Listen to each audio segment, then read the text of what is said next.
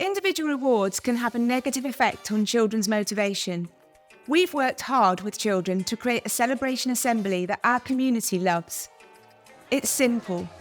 Each class shares which of our 3 core values, curiosity, courage and connection, that they have demonstrated as a team that week. This is followed by any child sharing anything that they are passionate about.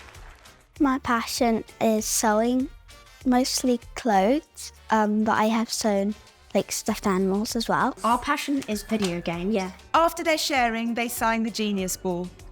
We use the Latin definition of genius. It's in everyone, and our job is to help children find it. This is the first ever dress I made.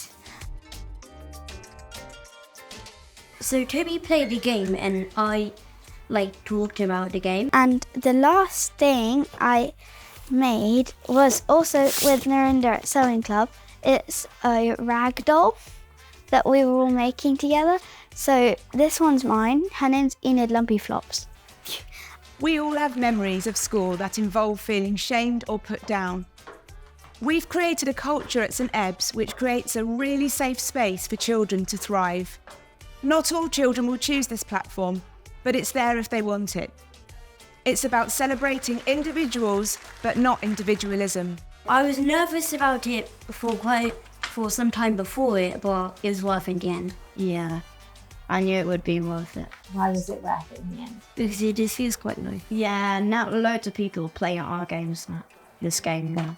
It's like, you feel quite proud of yourself. And very happy. Yeah. I felt a bit nervous, but I was like, I can do this. I think it's a good thing to do and you should probably have a passion because it's fun to do when you're bored. They were reacting like they were gasping and stuff, and that made me feel really happy. I felt really good, so I'd done it and really proud that I'd done it.